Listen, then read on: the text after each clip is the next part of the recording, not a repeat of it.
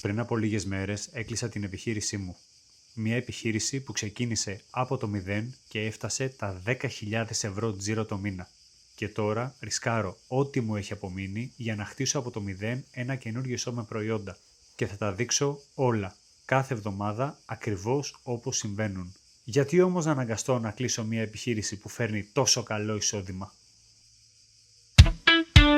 Το 2021, εγώ και δύο καλοί μου φίλοι δώσαμε τα χέρια και ξεκινήσαμε το δικό μας Digital Marketing Agency. Φάγαμε πολλά διέξοδα και πολλές αναποδιές, αλλά δεν το βάλαμε κάτω. Μετά από 2 χρόνια σκληρής δουλειάς, με ένα συνεταιρο λιγότερο και μια ομάδα 4 freelancer, ήρθε ο καλύτερός μας μήνας. Κάναμε 10.000 ευρώ τζίρο. Είμαστε ομάδα, ομαδικό πνεύμα, εμπιστοσύνη. Έμοιαζε περισσότερο με όνειρο παρά με πραγματικότητα. Και ακριβώς εκεί στην κορυφή ξεκίνησε η αρχή του τέλους. Από κάτι τόσο απλό που ντρέπομαι να το ξεστομίσω. Η άνοδος ήταν απότομη και εγώ δεν είχα την παραμικρή ιδέα από διαχείριση χρημάτων. Το μόνο που ήξερα να κάνω με τόσα λεφτά ήταν να τα ξοδεύω. Έκανα ένα-ένα τα λάθη που έβλεπα στο σπίτι μου από μικρός. Ταξίδια στην Ευρώπη, φαγητά έξω, ακριβά γυμναστήρια, μαθήματα τένις, σπατάλη, παντού. Και όπως καταλαβαίνεις, δεν έμειναν λεφτά για το πιο σημαντικό πράγμα, την ίδια την επιχείρηση. Και αυτό έφερε το επόμενο χαστούκι που ήταν 1000 φορές πιο δυνατό. Πριν προλάβω να διορθώσω τα λάθη μου, οι πωλήσεις έπεσαν κατακόρυφα. Και πλέον δεν έμπαιναν αρκετά χρήματα για να πληρωθεί η ομάδα. Μετά από τους 2 πιο σκληρούς μήνες της ζωής μου, αναγκαστήκαμε να αποχαιρετήσουμε την ομάδα που μας στήριξε από την πρώτη μέρα. Αυτό ήταν από τα πιο δύσκολα πράγματα που έχω κάνει ποτέ μου. Και μου κόστισε σαν τίποτα άλλο. Μείναμε εγώ και ο συνεταιρός μου και 2 μήνες αργότερα σπάσαμε και εμείς. Και κάπου εκεί έπιασα πάτο. Έχασα το εισόδημά μου, έχασα τον κολλητό μου φίλο και πραγματικά έπεσα σε κατάθλιψη. Καλό να με θυμάσαι τώρα που δεν θα είμαι εδώ. Θα το βάλεις στο βιντεάκι, θα κάνει εκεί μόνος. Κι όμως, όσο περίεργο και να ακούγεται, αυτό το χτύπημα ήταν αναγκαίο, γιατί αυτό που ήρθε μετά ήταν εξωπραγματικό. Μετά την ολική καταστροφή της επιχείρησης, γύρισα στο πατρικό μου για 6 μήνες για να μαζέψω τα κομμάτια μου και το πρώτο πράγμα που έκανα ήταν να μάθω επιτέλους αυτό που μου κόστισε τα πάντα, διαχείριση χρημάτων. Αφού μελέτησα αρκετά τη διαχείριση οικονομικών μέσα σε μια επιχείρηση, πήρα και μια σημαντική απόφαση. Τέρμα το κάνω τα πάντα για όλους. Αποφάσισα να αφοσιωθώ σε αυτό που ήξερα να κάνω καλύτερα. Διαφημίσεις σε Facebook και Instagram. Και εδώ έγινε το τρελό. Γεια σου Κώστα. Τι κάνεις, πώς είσαι? Πριν καλά ξεκινήσω να ψάχνω πελάτες, μέσα σε 2 μέρες δέχτηκα 2 τηλεφωνήματα. Το πρώτο ήταν ένας παλιός πελάτης και το δεύτερο ένας καινούριος από σύσταση. Ήθελαν και οι 2 το ίδιο πράγμα.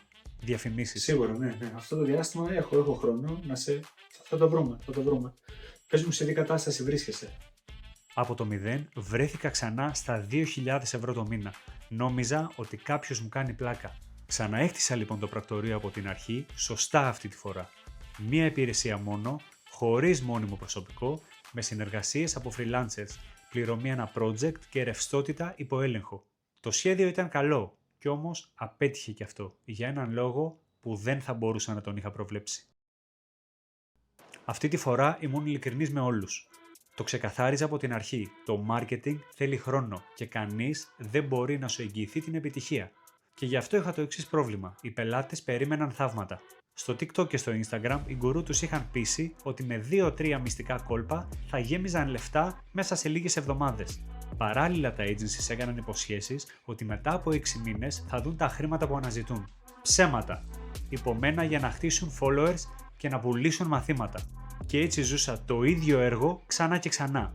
Πελάτες με λάθος προσδοκίες, απογοήτευση στον πρώτο-δεύτερο μήνα και αποχώρηση. Δεν άντεχαν από το ψέμα που ήθελαν να ακούσουν, μόνο και μόνο για να τους κρατήσω περισσότερο και να αυξήσω το τζίρο μου. Μέχρι που μία μέρα μου την έδωσε. Αποφάσισα να αφήσω το digital marketing και να κάνω κάτι που δεν είναι απλώς τολμηρό, αλλά επικίνδυνα ακατόρθωτο. 8 χρόνια σε αυτή τη δουλειά μου έμαθαν μία αλήθεια. Μπροστά δεν πάνε οι έξυπνες διαφημίσεις.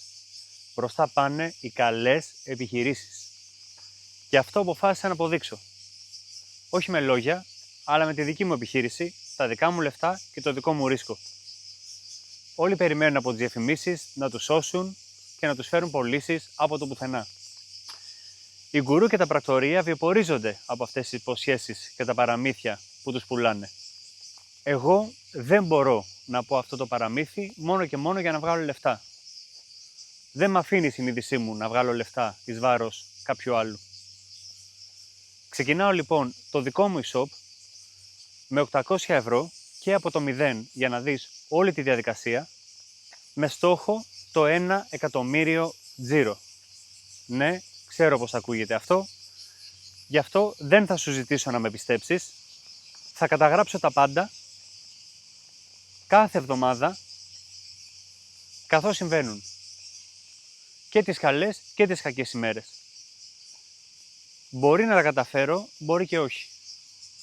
Και αν τα καταφέρω, δεν ξέρω πόσο χρόνο θα πάρει. 1 χρόνο, 2, 5. Το τι είναι εφικτό και το πόσο χρόνο θα πάρει θα το δούμε μαζί, live. Αυτό το κάνω για 4 λόγους. Ο πρώτος και κύριος είναι να αποδείξω πρώτα απ' όλα στον εαυτό μου ότι αυτά τα 8 χρόνια εμπειρίας άξιζαν κάτι. Ο δεύτερος είναι να δούμε τι πραγματικά είναι εφικτό πουλώντας online, βήμα προς βήμα καταγράφοντας τα πάντα την στιγμή που συμβαίνουν. Τρίτον είναι να αποδείξω το marketing είναι απλώς ένα κομμάτι και πως μία επιχείρηση χτίζεται με σωστά βήματα και όχι με μαγικά κόλπα. Και να πω κάτι που δεν λέει κανένας όμως, έτσι, γιατί δεν πουλάει. Τα σωστά βήματα ανεβάζουν τις πιθανότητες, αλλά κανείς δεν σου εγγυάται την επιτυχία. Αυτό είναι και το ρίσκο του επιχειρηματία, εν τέλει. Αυτό ακριβώς είμαι έτοιμος να πάρω και να σου δείξω όλο το ταξίδι. Και εδώ είναι το θέμα. Αν δεν τα καταφέρω, δεν χάνω μόνο 800 ευρώ. Χάνω πολλά περισσότερα. Ας είμαι ξεκάθαρος, γιατί αυτό το κανάλι θα λέει πάντα την αλήθεια. Όπως είπα, έχω 800 ευρώ για το ξεκίνημα και ξέρω ότι αυτό δεν μου δίνει κάποιο προβάδισμα. Είναι ένα μικρό budget γενικά για ένα τέτοιο ξεκίνημα. Αυτή τη στιγμή έχω 0 μηνιαίο εισόδημα και έχω αρκετά χρήματα για να ζήσω εγώ και η γυναίκα μου μόνο τους επόμενους 5 μήνες. Αυτό σημαίνει πως αν σε 5 μήνες δεν έχω χτίσει το εισόδημα για να καλύψω τα έξοδά μας, πρώτον, εγώ και η γυναίκα μου θα είμαστε κυριολεκτικά στο δρόμο.